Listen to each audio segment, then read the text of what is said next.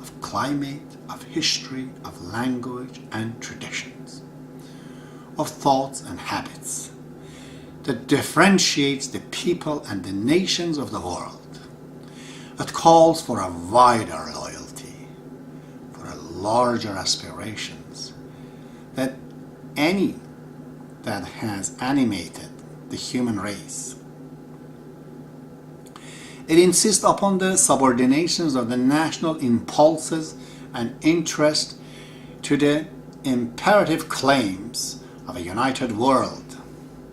It repudiates excessive centralization on one hand and disclaims all attempt at the uniformity on the others.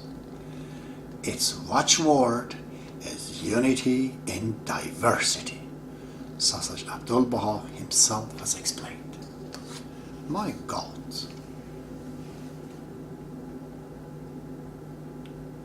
Shawi Effendi is telling us Baha'i faith as a planet-sized religion.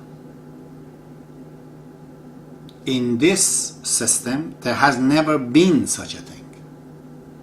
We're creating a united planet, a united world, a united mind of a oneness around the world. And this does not mean Canada as a country has to vanish, or any country for that matter, or any race. We're not in competition with any religions of the past. A Baha'i is not. They are nationalistic religions. They're for certain nations. We call them to be united. We show them how this unity can exist. We prove it to them that all their books, not only Essential are one and the foundations of them are one, but they're all completely connected to the bridging to the Baha'i faith, to baha'u'llah. All of them prophesize their coming. So, it's really a federations of all the goodness of all the religions, of all the differences that are legitimate, that are natural, that are good. That's very important, he says. Very, very huge matter, he says. How, if the unity becomes conformity, it's going to create a black hole that sucks everyone in. The centralization is important, but not as much. It has to be a balance, like a solar system. If the sun would become 100 times bigger than this, it will just swallow all the other planets into it. There will be no other planets. So, just like our solar system, the centralization, the government of things that unites and, the very brain of it, it can't be big enough. Too much emphasize on it, that disturbs these things that he says of whether it's ethnicity, whether it's religion differences, race differences, language differences, even patriotism, everything that is there in a local and a national way, it has to stay where it is. It's just Baha'i faith has a way to connect it together. The things are written there. Unity is just like those puzzles, I can't remember the name, but they call them right now. I always liked it. That when you look into a picture, focus and unfocus your eyes back and forth, you see another picture exists there. Baha'i faith sees that. A stereogram, they call them, those pictures. Right in this world, there is a unity. There is a way that only an eye, with like an x-ray, you can see that there is these things connected. But Baha'i faith is after that. I wants to do that. Baha'u'llah says, in explaining what unity is, or what's the benefit of it, he tells us that we individual people are just like a cell of a body. We call ourselves human, but we don't have the big picture. One cell in my body right now claims that he's Abbas, or this hand can claim Abbas. Is it true? How real it is?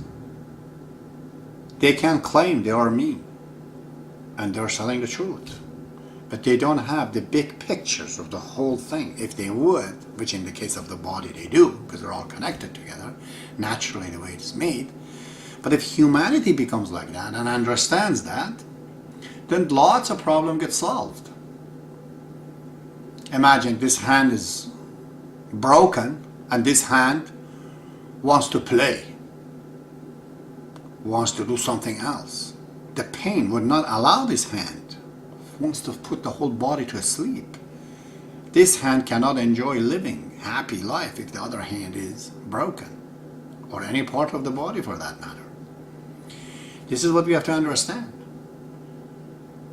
The major problem of the psychological sickness that most of the rich people have, most of the knowledgeable people have, is because of this subconsciousness that they have, that the part of the humanity in Africa is suffering, and it is affecting the other part. Otherwise, why this guy with so much money and all that, he's depressed? Why? Because his body, he's a part of the major body and it's suffering and he knows it.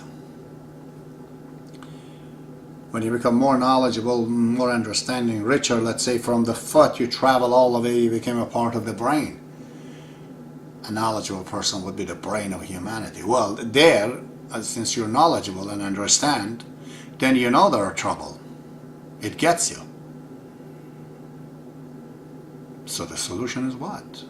To understand, not us. We are not really, as a person, we cannot call ourselves human being. This is a fallacy. If we don't understand that we are a part of the whole picture of all the people, the whole thing is alive, called humanity, and it's old, it's 6-7 million years old, and it's going to live infinitely. That is big picture. We are a part of that. This is what we understand. Baha'u'llah explained to us. This is, he says, if you don't get it, if you don't get this, you don't understand, you do suffer. But you heard in that word of show Abdullah, what did he say? How difficult it is for a person who poisons you. You actually give him sweetness. How would you be able to do this? It's just like this. I'm walking, but I stumble. Who's responsible? I don't know. Maybe my foot. Can I punish my foot for putting down and now my head is broken too? Am I going to bit my hand because it couldn't hold me and I fell down? How can I do that? It's me. If you understand this, then you know. The person is angry at you, it's you. You're going to have to fix him. He is you, you are him. You're united, but you're diverse though. It's very important. Every cell has its own wall, has its own nucleus, has its individuality, but is also connected together to create another human being.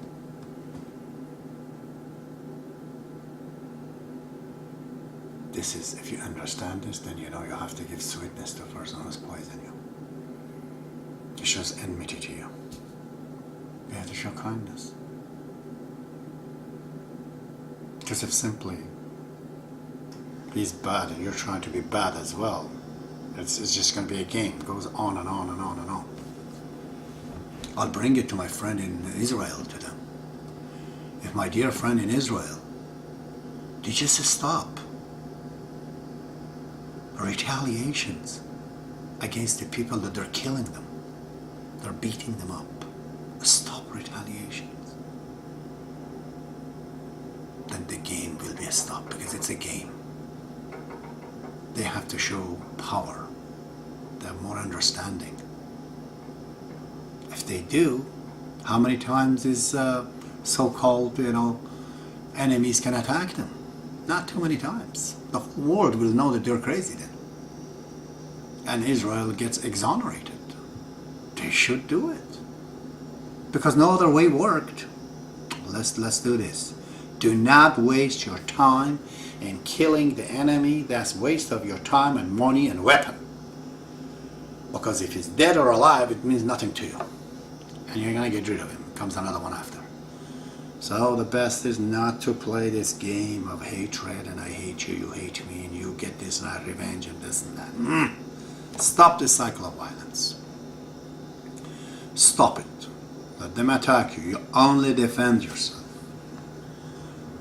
Let them not to kill you. Just defend yourself. Let them back at them. Don't do that. Okay. Shobi Effendi says this unity has to be in diversity, not conformity. If everyone wants to be united with each other and make them to speak like them, and that doesn't work. So, unity really is to accept the differences. That are not wrong. They're just different. This guy's black, I'm white. He's Arab, I'm Iranian. He speaks French, I speak English. We're different. He's Christians, I'm a Baha'i. So we have differences. That's the order of Baha'u'llah, the principles of a Baha'i society, he says. That all this prejudice of all this kind, whether it is race, whether it is. So, if all these racist people, they really think that no, we have to reach to the purity of the race. Well, brother, then all of us in the planet, we have to get united. All of us. Finally, we create out of all the genes and all the colors and everything else to create a man who was thousands of years ago the river of Ganges. Our ancestor was one. If you're looking at the purity of races, then we have to marry and remarry and genes and everything it together. As it is, we're not pure really. We came from one strong combinations of the existing one, pre-existing one, and they came in, and then the diversity came after that. So one day is white and the blacks and the Iranians and all, they're all one. You want to get the purity of the races? Let's then mix up. Mix it up. If you mix it up, you're going to get that one. It's the color of light. What's the color of light? White. As soon as it comes into the prism, it turns all this visible color that you see. Red and the blue and indigo and pink and all that. So these races are not the real picture of humanity. This is the prism. If you want the real things on the back is white. The white color of unity. They become all one. That's the way. But Shobi Effendi tells us that let us not to get there. We were there. We get diverse. We don't want to crush it all into one thing, he says. Don't. Don't let the black disappear. Don't let the Swedish people disappear. Don't let there be no Finlander. Don't make it that there's no Chinese. Let it be there. It's more beautiful, the differences. Don't kill the languages. Let them all be there. They're the national inheritance of the people of the planet. Their cultures have to be preserved. We want them. As Abdul says, we don't want all to come into a garden and see the whole garden as just red rose. That's tiring. It's better if they're all kind of colors. We just have to grow to develop this taste